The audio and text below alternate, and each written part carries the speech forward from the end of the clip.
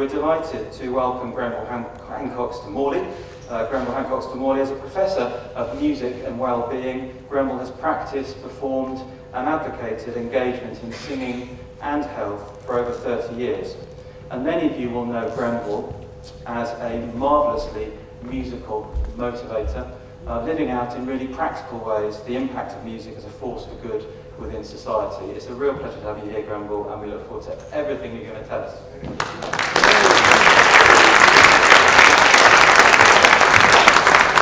It's a great pleasure to be here, and an honour, in fact, to be here, because we are in this hall celebrating one of the great female activating persons of the 19th century.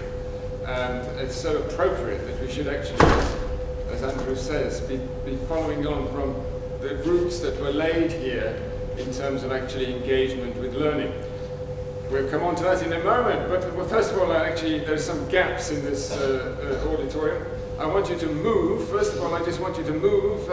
If there's a gap, go and sit by somebody else. And then I want, first thing, second thing I want you to do is actually say hello to somebody you never said hello to before. If you could do that now, quickly. Hello. Hello.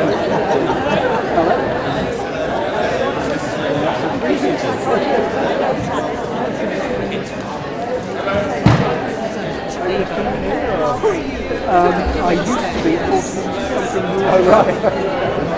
I used to belong to the Practical Theatre School.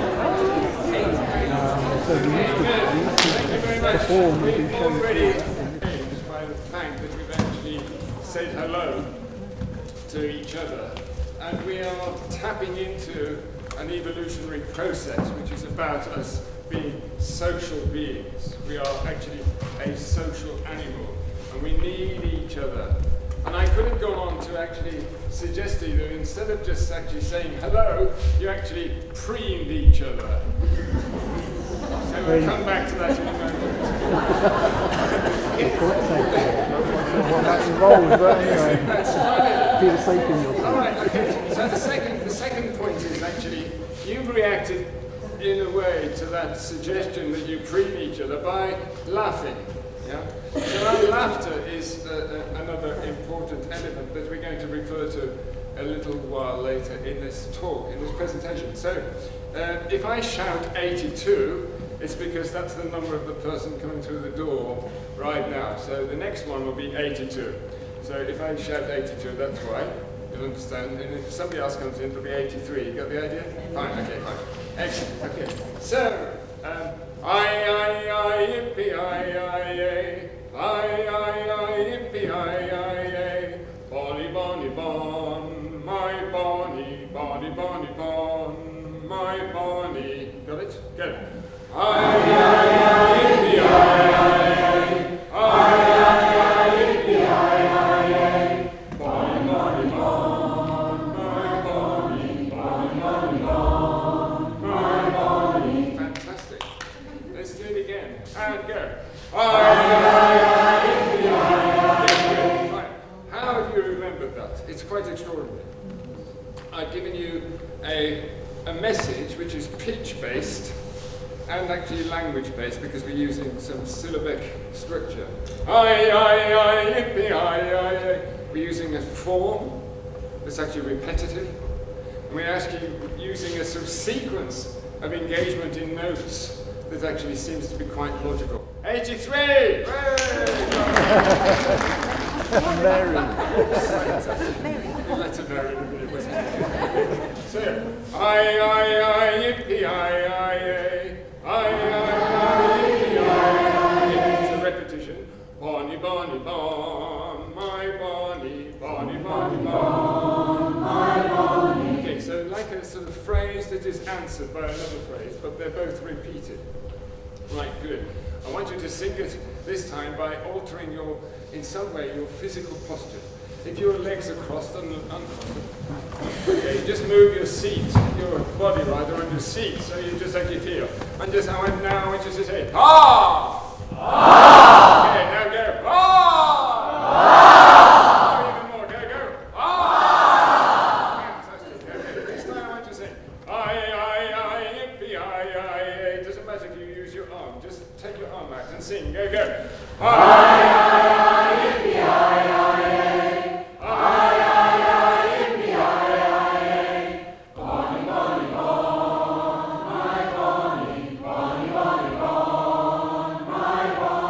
Brilliant. Fantastic. Absolutely amazing. 84. 84, lovely. Fantastic. Good. So, we are really sophisticated beings. We can hear largely, if we've got good hearing, we're hearing, we're taking in a message, we're processing that some way, and our brain's actually instructing our vocal cords to 85 to actually make a pitch. And then not only make a pitch, but also sequence it in such a way that now you can remember it. So I want to try this experiment, please. Welcome. Thank you very much. I want you to experiment by just singing it silently to yourselves. Ready?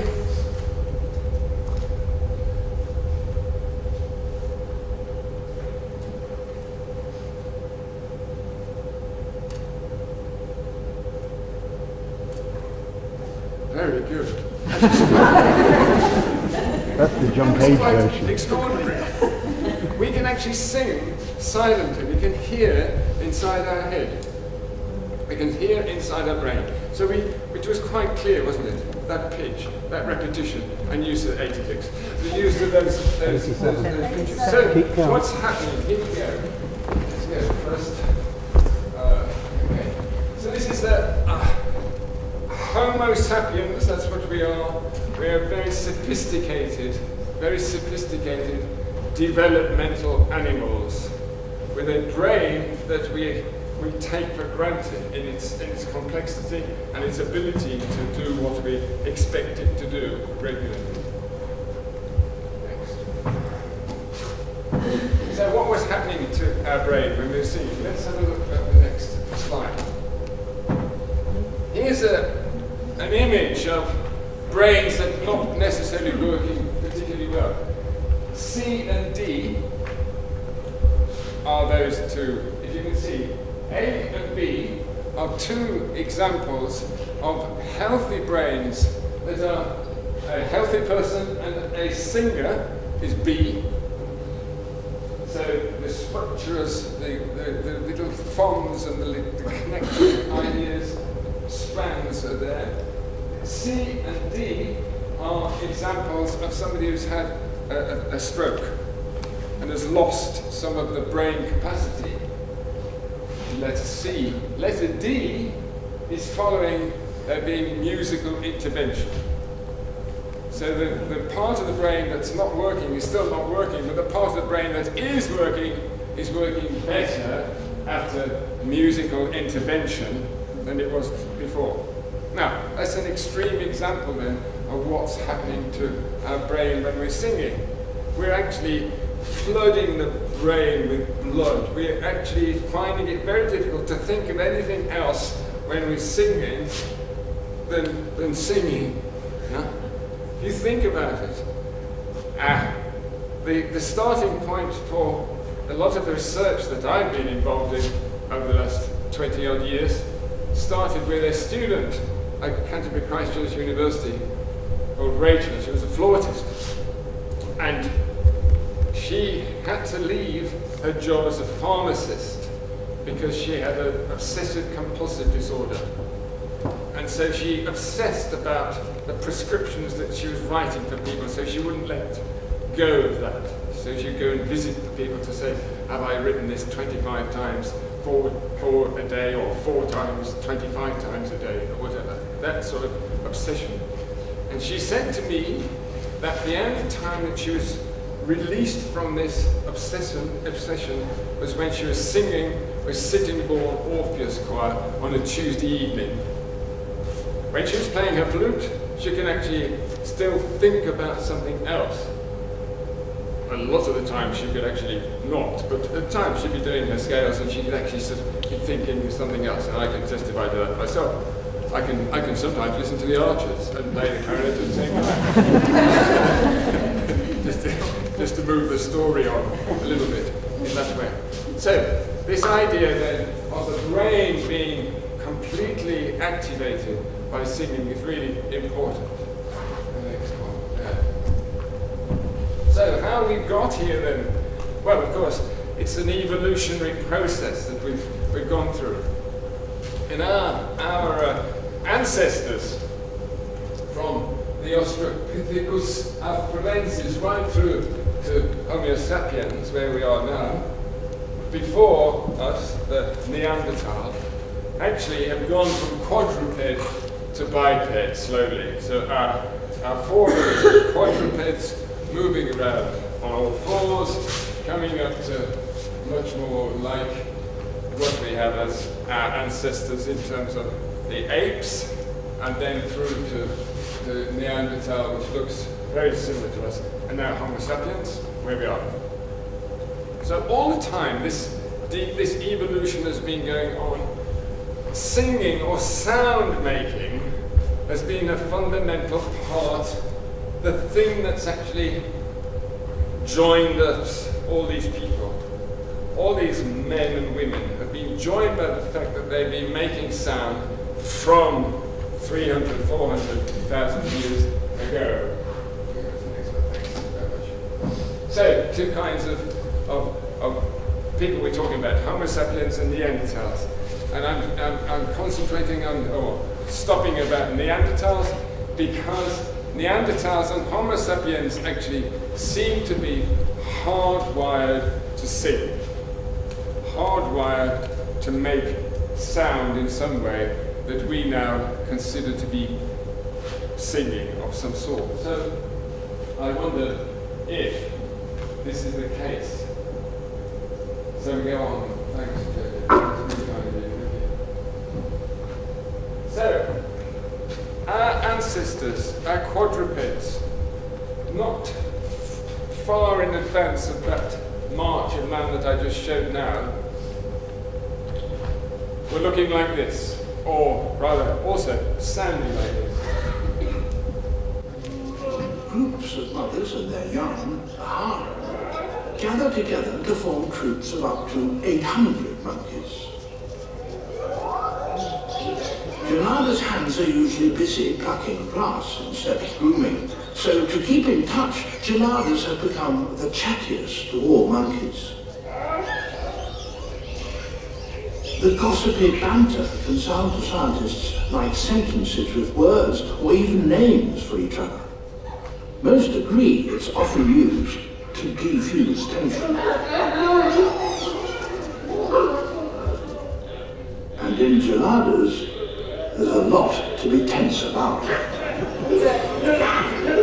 Okay, so the Gelada baboon, one of their very close ancestors. If you notice that sequence that David Attenborough there, okay, large numbers of Gelada baboons in a social group. Yeah? He mentioned about preening and eating. Yeah? Now what's happening, just like when we shook hands and when the Gelada preens, is that their brains, our brains, are in some way activated. We have a reaction to each other in that way. So the Gelada baboons, as our ancestors, when they were preening each other, were releasing chemicals in the brain associated with social bonding, associated with love, associated with cohesion of identity, all those elements that are there. So the endorphins being released in the brain in the Gelada, similar to the endorphins being released with you when you're actually shaking hands or embracing or giving each other a hug or whatever it is. Physical contact, absolutely essential in that way.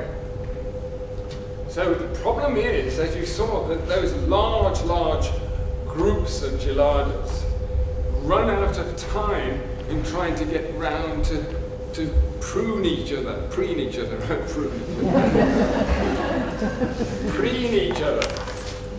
Insufficient time to actually get round to each other. So we have to replace that element in some way. So the evolutionary process we'll be talking about is this.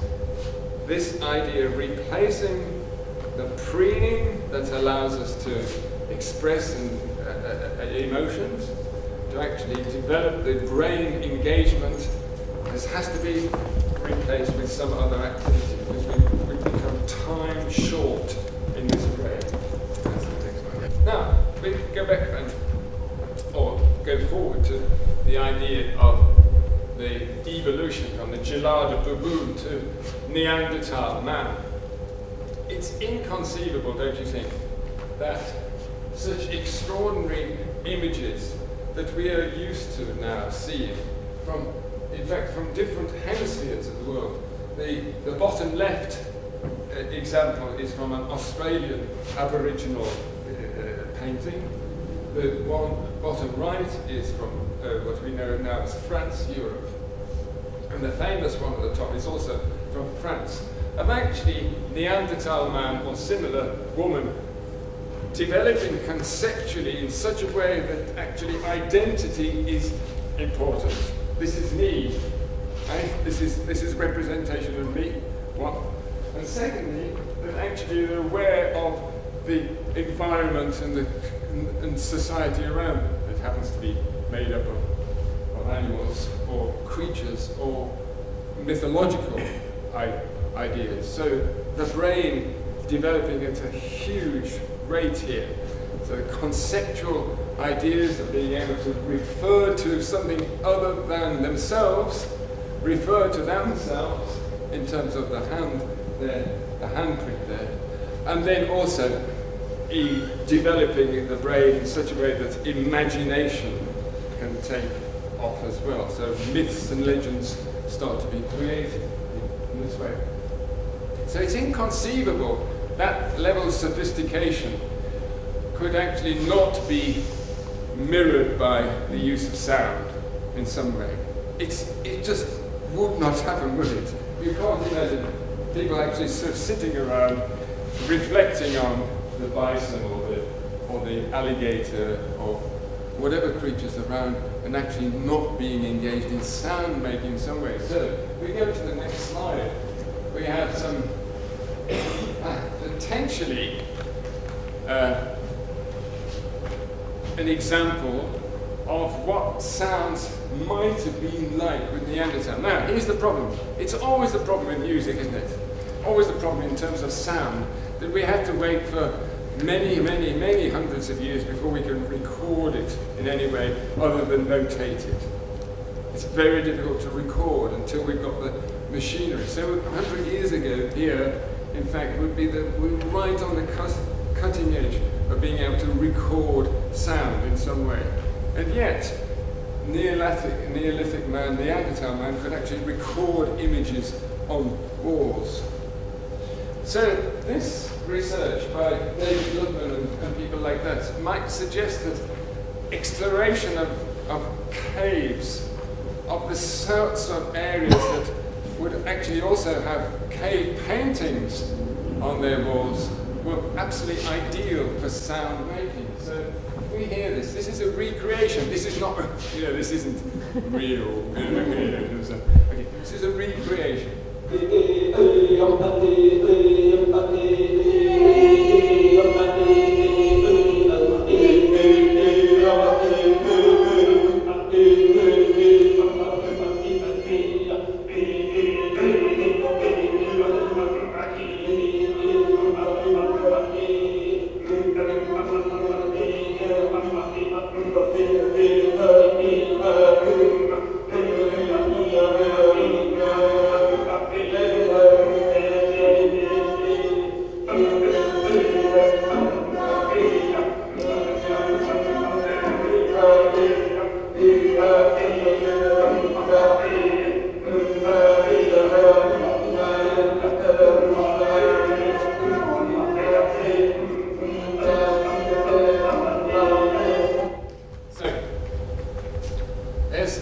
David Ludman's suggested idea. It could be, for example, entirely possible that Paleolithic cave artists initially chose spaces with non-porous stones because they were good canvases not only for paintings, but then subsequently discovered but they were also great locations to generate reverberant sound.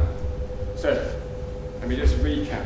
We are hardwired for making sounds. Yeah? We come from an evolutionary process of brain development that has sound completely and utterly hardwired in its development there. And going out and using sound, or coming into the cave to use sound, was normal. Next one. So, singing Neanderthals were pretty cool people, I think. And this marvelous book by Stephen Mithun actually gives a great insight into the hypothesized world of the Neanderthal and what's happening with the development of the brain and the body. And if I just read a little section of this book by Mithun, he suggests this. One of the key aspects in the previous chapter was about the physical helplessness of human infants at birth. As I explained, the evolution of bipedalism resulted in a relative narrow pelvic girdle and hence birth canal, which limits the size of infants at birth, especially their brain size. To compensate, infants were effectively born premature and continued rapid fetal growth rates for the first year of life outside the womb. So if we think about it with Homo sapiens too, it's the case, is it not? We, that's mankind, ladies, you give birth to you infants, and the infant is essentially premature and is totally and utterly dependent. If we think about infant development, the rate of development in the first 12 months is absolutely incredible. Brain size, head size, body size, normally expanding developing at a huge rate in that way. Interestingly, away from quadruped to biped, we put the baby down. And the baby, of course, has no other way of communicating other than using sound.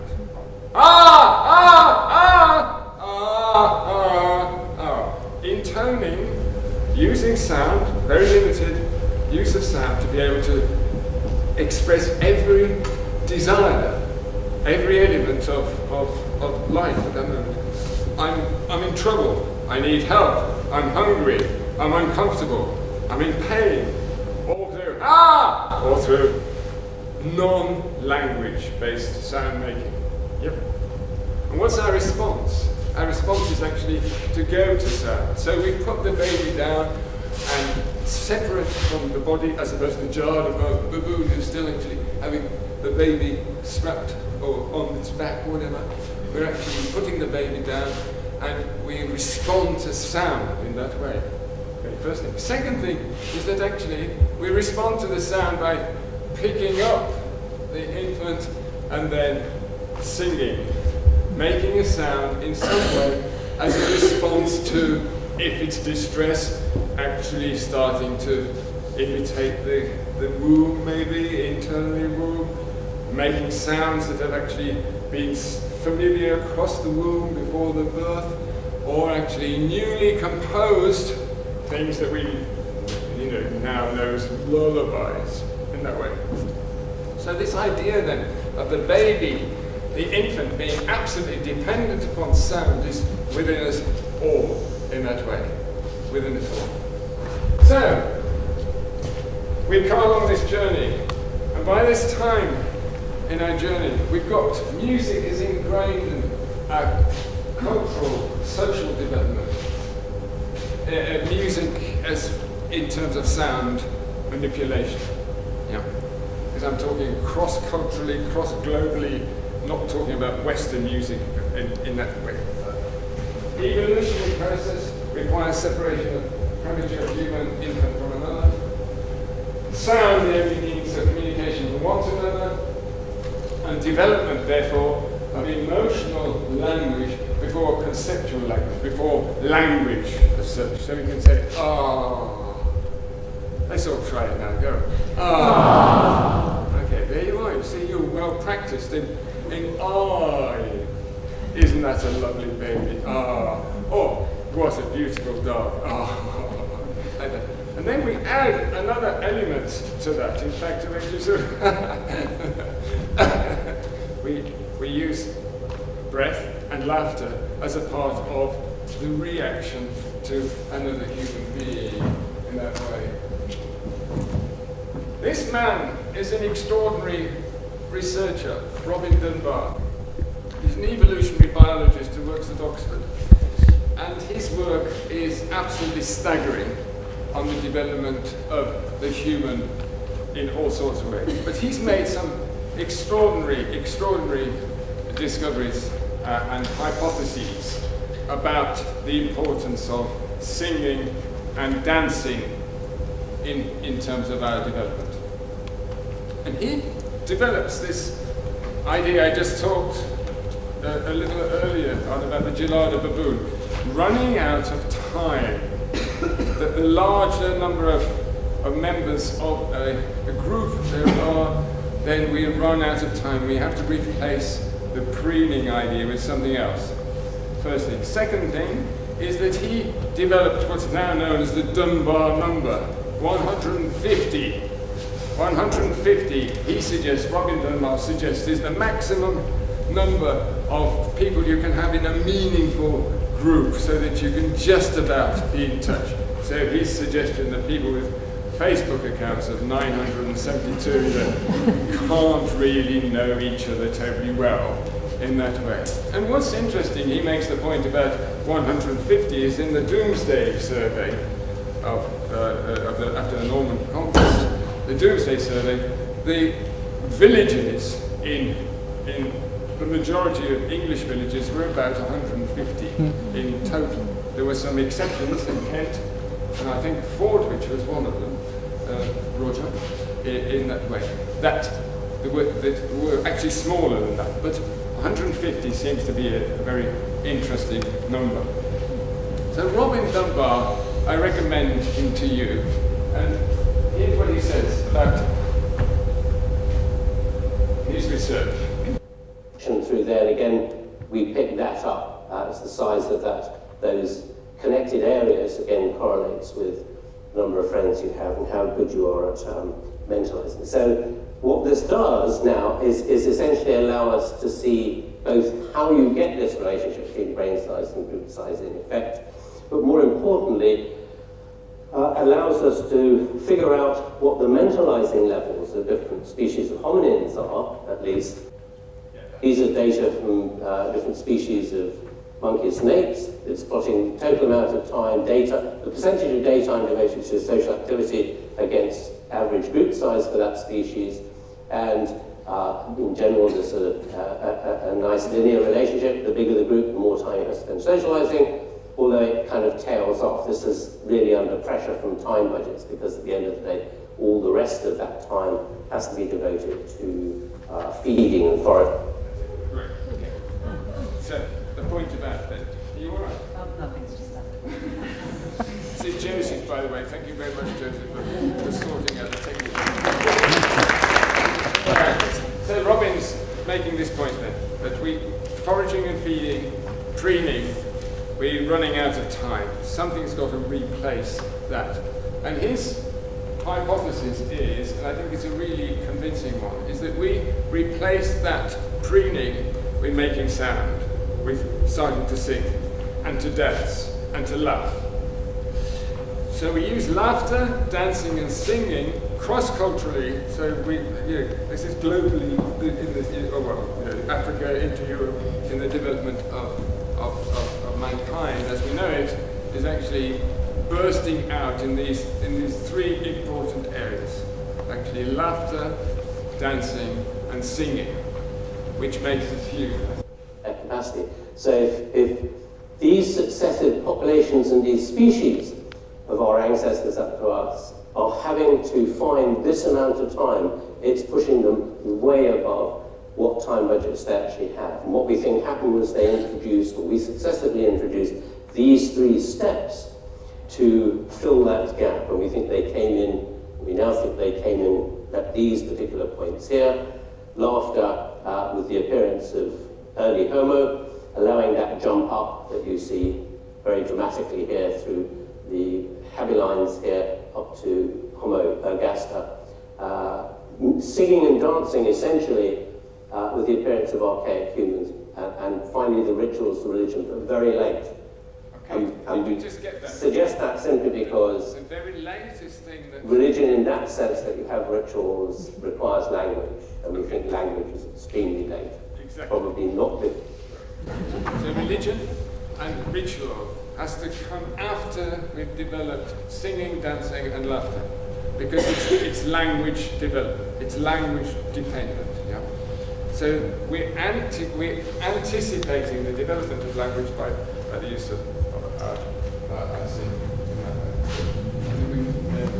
Lastly, just the last example of Robbins Dunbar's work is this whole idea of when we're singing, when we're laughing, we're actually releasing these endorphins in the brain, which allows us then to resist things like pain rather better than when we're not laughing or singing or dancing. So my original point about the brain being completely flooded with Rachel when she was playing her flute, was getting away from obsessive compulsive disorder. In the same way, laughter allows us to resist pain. We're interested in endorphin release. Endorphins are part of the pain control system, but they don't cross the blood-brain barrier, so you can't measure them very easily directly without putting people to an awful lot of trouble and pain. So what everybody does in the pain industry is they use pain thresholds as a proxy for that. So we take a pain threshold measure, something like an old-fashioned blood pressure monitor on your arm. How long can you stand it? You do an activity, watch a video, or do an activity, you might be dancing or singing or something, and then retest for pain. If there's an increase in pain threshold across here, it's because you have had endorphins released. And so here's a summary of 6 different experiments we've done with laughter. They all involve an experimental group that watches stand-up comedy videos, so that's somebody like Michael McIntyre here, and they always do it in groups of 4, because people don't laugh when they watch the stuff. It's amazing. People are 30 times more likely to laugh at the same video if they watch it in groups of 4 than if they watch it on their own. It's an incredibly social thing, laughter. And then we want to have a control group which is completely neutral and produces no laughter. So what we found is the best one of the lot is golfing instruction videos. Well, most of these are done in the lab, except for this one. I really love this because we did it live at the Edinburgh Fringe Festival. So this group were watching stand-up comedy shows, and this lot were watching little playlets, dramalets, non-humorous. But as you can see, in general, all the groups which were watching comedy laughed a lot, pain threshold increases, here's 0, no change. All the ones watching neutral videos, no laughter, pain threshold is either unchanged or has dropped, is negative. Okay. So, and we've shown exactly the same thing with dancing. Exactly the same thing with dancing and singing and laughter. So pain threshold goes up. 100 years ago, remember that Andrew's reference to sighting in Kerwin and so forth here. Imagine that a different society, actually, which is experiencing a lot of pain in terms of all sorts of things. An example a bit later on, let's say in the 1920s, early 20s, of actually going down into the ground and digging up coal out of the ground for 12 hours a day. And what do men do when they come out? They spend 3 nights a week singing in that way. Or they sing, or we have an idea of saying we sing together, actually we're in a dangerous situation, to actually bring us together, to actually make us feel more secure, all those things. All related to the release of these endorphins and neurotransmitters, hormones from the brain, oxytocin, serotonin, cortisol, dopamine, and other endorphins in that way. So, we're reliant upon that happening without us thinking about it. We're reliant upon now replacing that because society has changed. We're reliant upon it because the time factor actually has changed, so we need to replace what we're doing, and singing and dancing are good examples of that. Okay, this is a massive leap in time then from where we've just been, pre-history, to where we are right now. And we're just going through this idea of, in musical terms, if you like, as we go from sound manipulation to making music, and I'm going to think about at the moment just a sort of Western tradition, just because it's convenient to do that. From a starting point at the top of the triangle, we had a very narrow field of expectation, style, development, whatever, to a huge, absolutely outpouring of difference to where we are right now. And yet the thing that actually cements all those things together, there's a line going down the middle of that triangle, is the fact that we are motivated, we are affected in the same way as from the starting point as to where we're any place on the baseline there. So when Holst was here 100 years ago writing The Planets, okay, the emotion that he's able to convey in his music is actually the very same chemical process that's going on in our brain then as it is now. And so he's able to communicate an emotional response in us because of that whole physical engagement. All right, very quickly, we just go on then. So we've divided ourselves. We moved away from the idea, I think, that we've had for such a long time, until maybe Descartes, that mind and body was completely cemented together. There was no difference.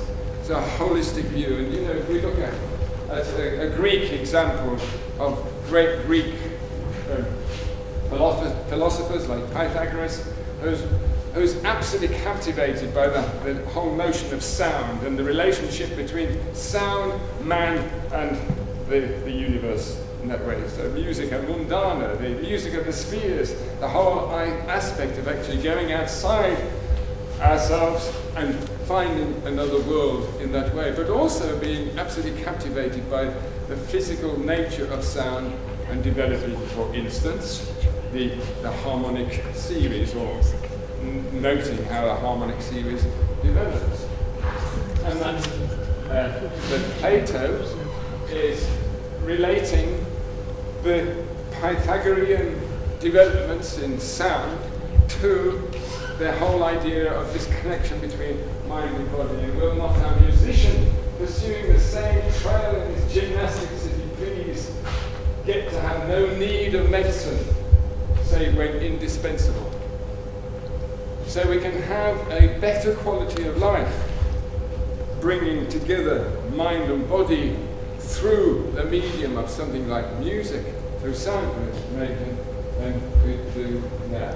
A little bit further along the line then, William Byrd saying, in the exercise of singing is delighted to nature and good to preserve the health of man.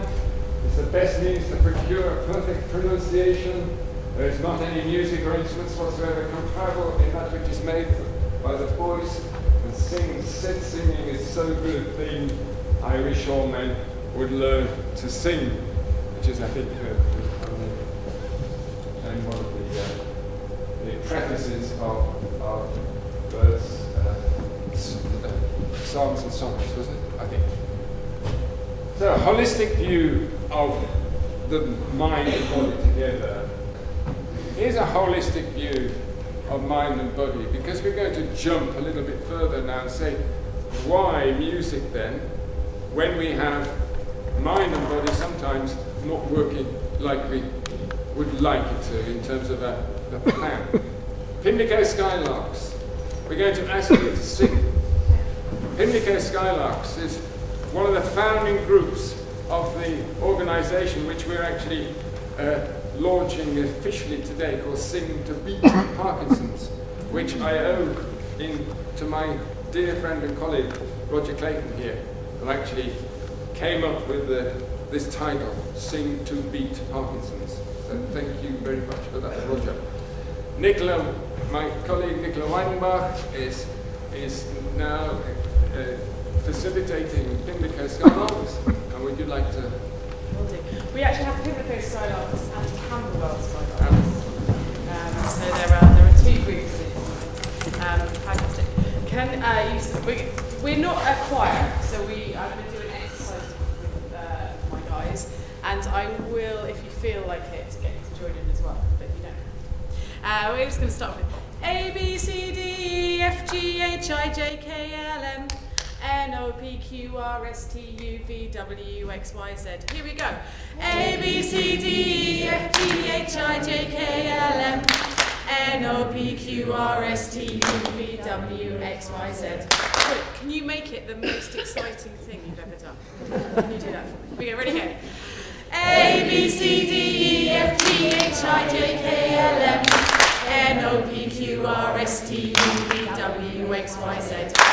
We're going to A, B, C, D, E, F, G. Here we go. A, B, C, D, E, F, G, H, I, J, K, L, M, N, O, P, Q, R, S, T, U, V, W, X, Y, Z. Do you know it now? You got it? Here we go. A, B, C, D, E, F, G, H, I, J, K, L, M, N, O, P, Q, R, S, T, U, V, W, X, Y, Z. Brilliant, fantastic. You're not allowed to go yet. They're going to go first. Wait for it. Here we go. A, B, C, D, E, F, G, H, I, J, K, L, M, A, B, C, D, E, F, G, H, I, J, K, L, M, A, B, C, D, E, F, G, H, I, J, K, L, M, A, B, C, D, E, F, G, H, I, J, K, L, M, N, O, P, Q, R, S, T, U, V, W, X, Y, Z. What shall we do with the drunken sailor? What shall we do with the drunken sailor? What shall we do with the drunken sailor? Early in the morning. Hooray, and up she rises. Hooray, and up she rises. Hooray, and up she rises. Early in the morning.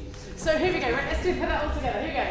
What shall we do with the drunken sailor? What shall we do with the drunken sailor? What shall we do with the drunken sailor? Early in the morning. Fantastic.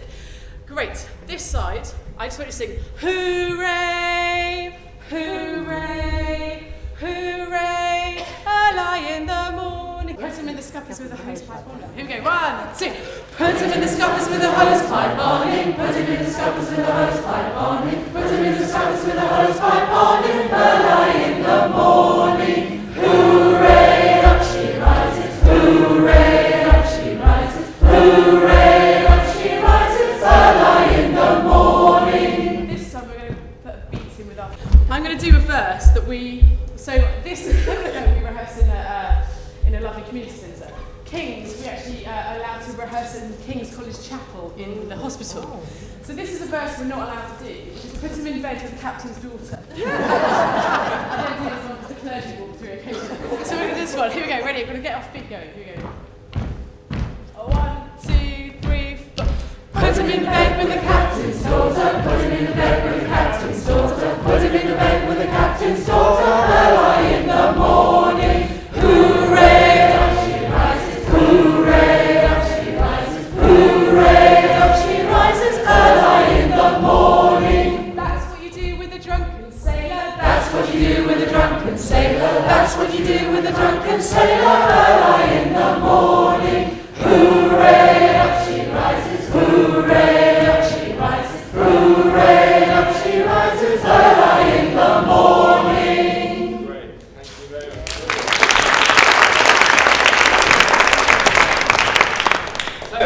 We needed to get research developed into singing and health, and so in 2001, Stephen Clifton and I worked together on what has become actually quite a significant publication.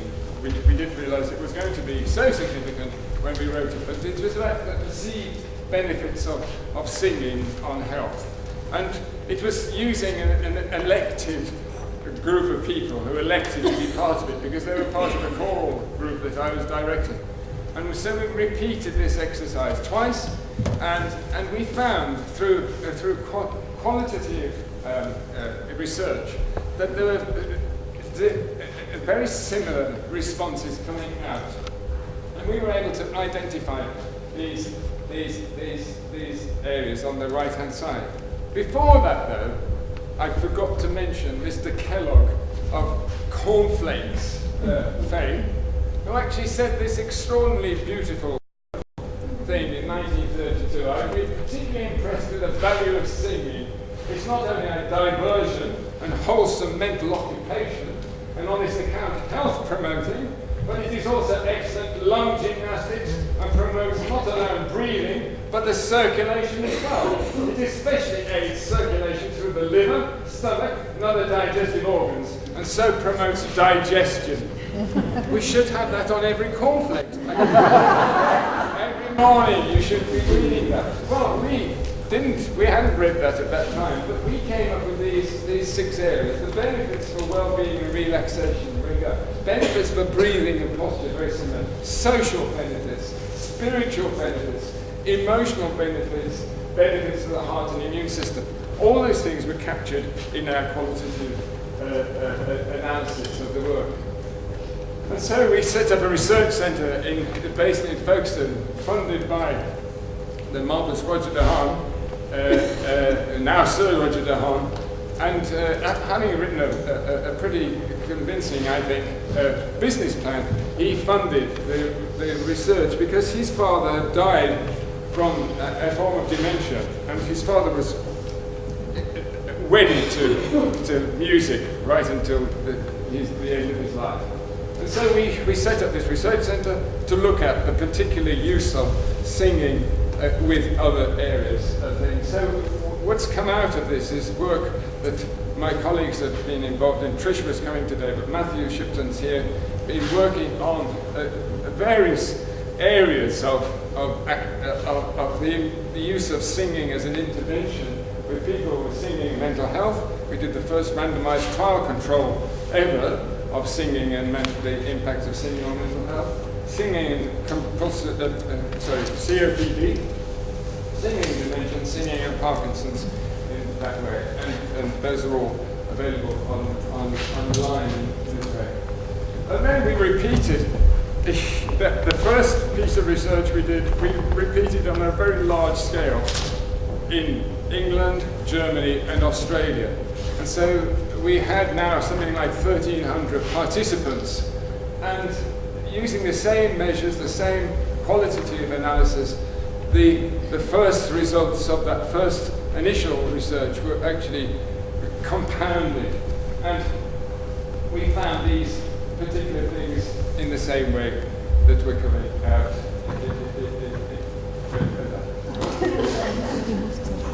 So, in a minute, yeah. So we've got evidence absolutely written through research methodologies. We've got evidence carrying out, but we've also got wonderful practical evidence of the impact of singing as a very simple means of making the quality of life being improved. And when the quality of life is improved, it seems to me that the potential for the development of better health is there. And we've got a wonderful example here. Helena's here from Singing Medicine. And if you don't take anything else away with you from this evening, just take this away with you.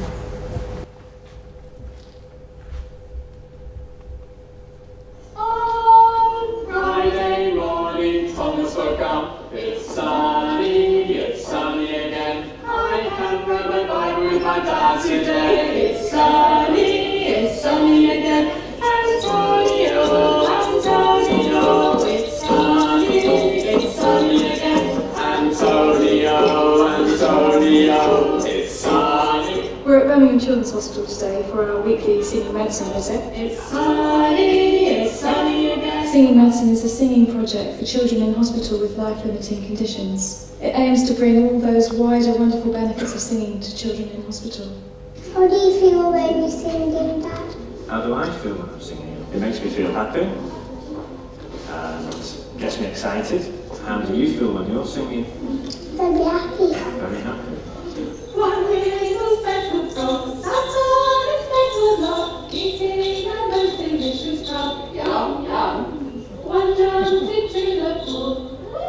really good for our children because a lot of them are bedbound. Their parents can't always visit. For some of the children, that's quite appalling because they have other children, they've got other commitments outside.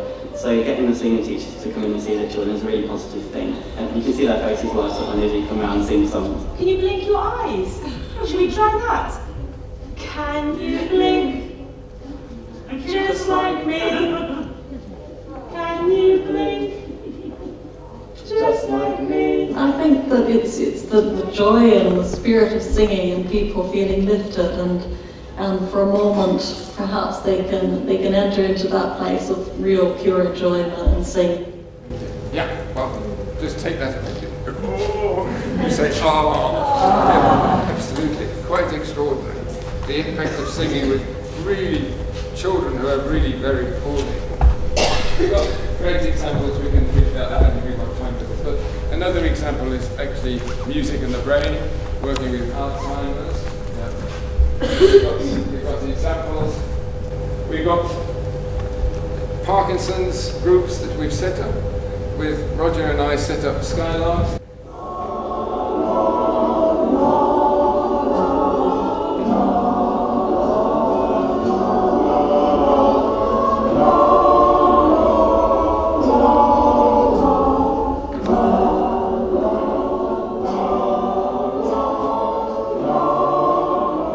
Parkinson's affects people in different ways, but 50% of people with Parkinson's have trouble with their voice, and I'm one of them. I was diagnosed with Parkinson's nearly 7 years ago, and I do have problems with my voice, and that is the reason why I think Skylarks is such a good thing.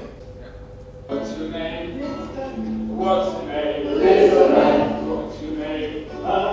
What's his name? What's your name?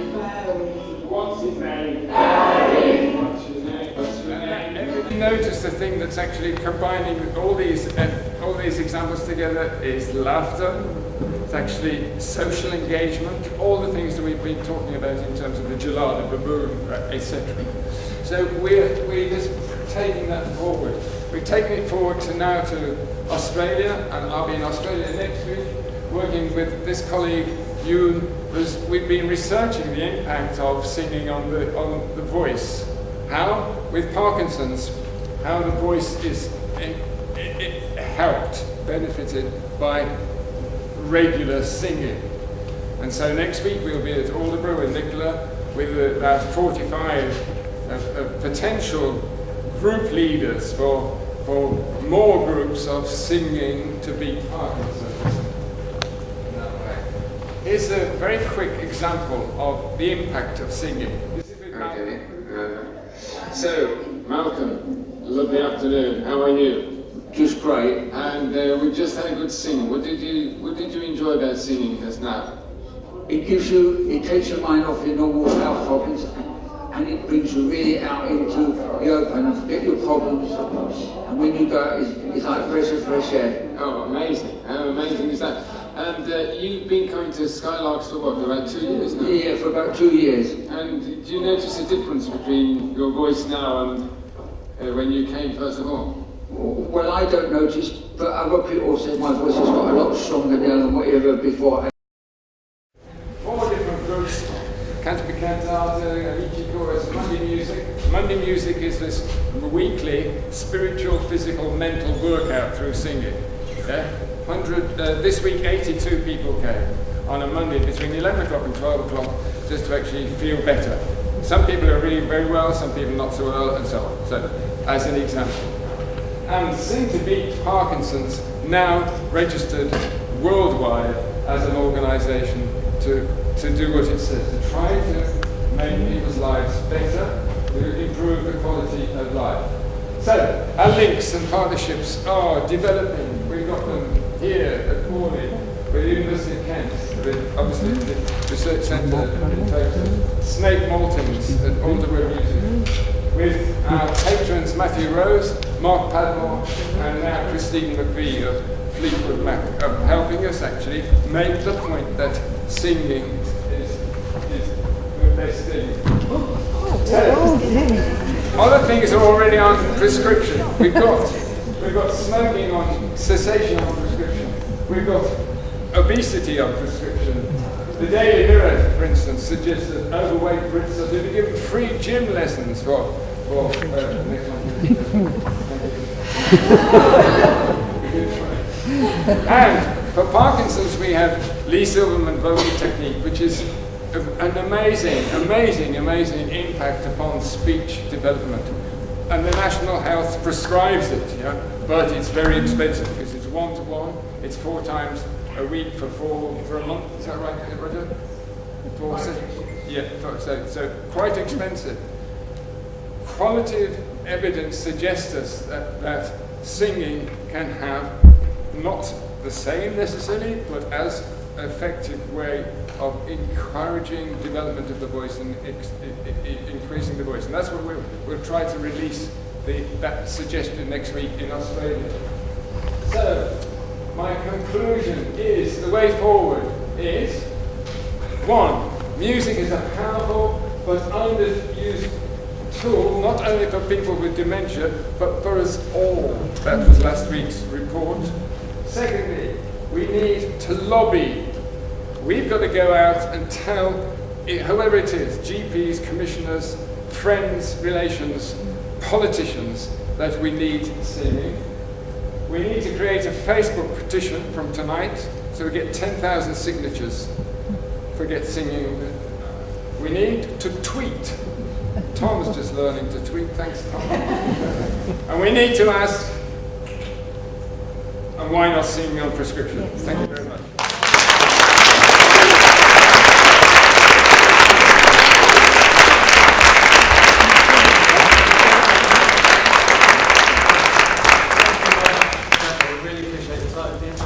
Lecture. I said we were on the clock, and that has been the case. But we will invite you back, of course. There's so much more to say. We'd love to have you back. I know you're going to join us in due course. And could I recommend that we perhaps continue the conversation, if you'd like to, over in the gallery. There's a fantastic exhibition on at the moment. The gallery has remained open so that we can visit it if we'd like to, and perhaps we could have a few questions perhaps in the gallery if we'd like to continue. So thanks ever so much. Thank you for being around.